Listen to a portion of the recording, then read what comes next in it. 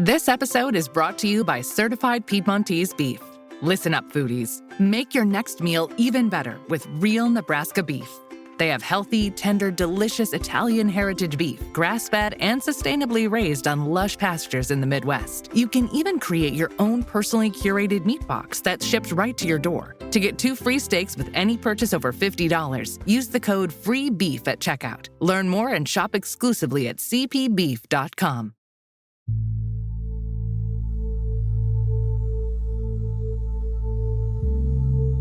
Across civilizations and time, the sky above us has captured our imaginations.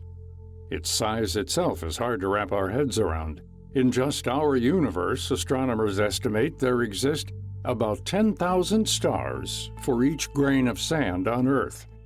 And this fact just leads to more questions. What lies beyond the bright stars we see? Is there life somewhere out there? It's questions like these that have pushed humans to invent engineering marvels like the James Webb Telescope or the Space Shuttle. Webb, which was launched in 2021, is NASA's largest and most powerful science telescope ever built. Today, it's about 1 million miles away from Earth, orbiting the Sun. Its mission? To capture high-res pictures of the oldest galaxies and stars in our universe. It can also map out the composition and structure of galaxies. The clear images we see today are a massive jump forward from the blurry, distant images of 30 years ago. This is just one example of the many innovations that wouldn't exist without the pioneers who pushed the boundaries on what's physically possible. I think that it's so important for us to better understand the universe in which we live. That's Egyptian-American astrophysicist Sarafina El-Badry Nance. She's currently wrapping up her PhD in astrophysics at the University of California, Berkeley. Even though she's relatively young, she believes that it's critical for those currently in the field to focus on building the next generation of professionals. These are the engineers, astrophysicists, and other experts who will lead the next round of discoveries. And there's no doubt that there are millions of young people who are captivated by space. However, so many end up not pursuing this career track because of certain stereotypes, like you need to be a science genius from the get-go, or come from a certain background. For most of my life, I didn't think that a career in astronomy was for someone like me. I am someone who is not inherently good at physics or math. I am a woman of color, and I felt really out of place in science and math growing up, and honestly to this day. For so many years, El-Badry Nance says she felt like she wasn't capable of heading into the field and didn't belong there. When I saw that I was struggling in math and that I was struggling in science, I thought that was just because I wasn't meant for it. But despite that, I had a community, I had mentors like my dad, my astronomy teacher in high school, and my research advisors in college and grad school who really cultivated my passion for the universe and allowed me to really hone my technical skills to be able to continue on. Looking back, she's thankful for the people who believed in her when she didn't believe in herself. This support network also helped her deal with the lack of representation she saw firsthand in the industry. Last I checked, astronomy is 30% women and physics is far less. I think it's something like 15%. You know, in many of my classes in college, I was one of the only women, if not the only woman of color in the class.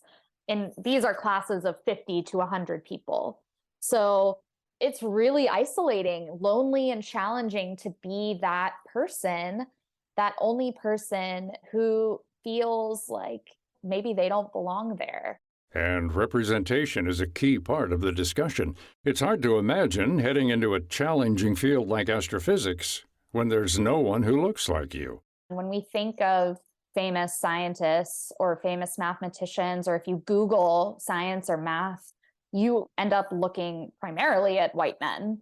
And even to this day, that's sort of the demographic that, you'll find. And so, that's why I focus so much on sort of sharing my story and hopefully being that source of representation for future generations, because I didn't have someone like me to look to when I was a young girl interested in astrophysics.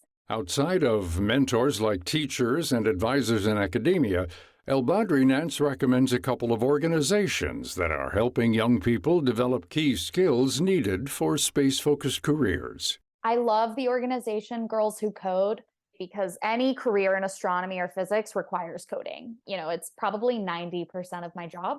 So I think that one is really important. I wish I had had that when I was a kid. That's one of them. The Brooke Owens Fellowship is great for college-age girls to look into the space industry and the aerospace sector. But yeah, those are two of my favorites, but there are many. It doesn't matter where you came from, how much money you grew up with, or what your gender or race is, you can work hard and achieve your dreams. Don't let anybody tell you that you're not cut out for something. I was told that so many times, and ultimately those voices don't matter. You get to decide what you're capable of and where you want to go. And of course, you exist within a system that makes that very hard. But I think to move forward in that system, find your community, find your people, find mentors to elevate your voice, support you, and help you pursue your dreams. So, what's next for El-Badry Nance post-PhD? She says she's dreaming big. I definitely have a dream of one day becoming an astronaut. I completed an analog astronaut Mars simulation a couple of years ago that I would love to continue to explore, and maybe that will be one day. But other than that, I think continuing to make a difference in this community. I really feel so passionately about making this space more equitable, making it easier for people like me to exist in this space. To find out more about this topic and our guest, Sarafina El-Badry Nance, visit viewpointsradio.org. Also check out her book, Starstruck, a memoir of astrophysics and finding light in the dark, now available online and in select bookstores. For more behind the scenes, search Viewpoints Radio on Twitter, Instagram, and Facebook. The story was written by executive producer Amira Zaveri. Our studio manager is Jason Dickey. I'm Gary Price. This segment is brought to you by Lowe's. Shop the best deals of the summer now at Lowe's. Save up to an additional $1,000 on select major kitchen appliances.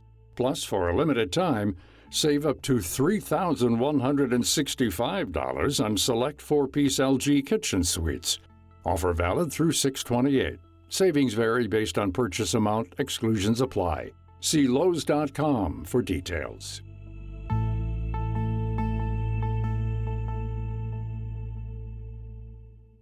Coming up on Viewpoints. I will just go sit at a bar and talk to the bartenders because they know so many of the neighborhood secrets. You'll never know what you're missing if you don't go out and ask. Then, when you have to explain to a guest, oh, it's prosciutto, they look at it, oh, it's ham. Not everyone understands that this pig ate acorns for 8 months and that it was dry cured and air dried. The lengths some fine dining chefs go to. I'm Marty Peterson. and I'm Gary Price. These stories in depth on your public affairs magazine, Viewpoints.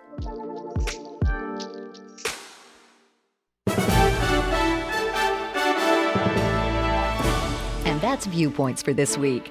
Follow us on Twitter, Facebook, and Instagram to learn more about upcoming shows and find a library of past programs on Apple Podcasts, Google Play, and Spotify. Plus, you'll always find previous segments and more information about our guests at viewpointsradio.org. Join us again next week for another edition of Viewpoints.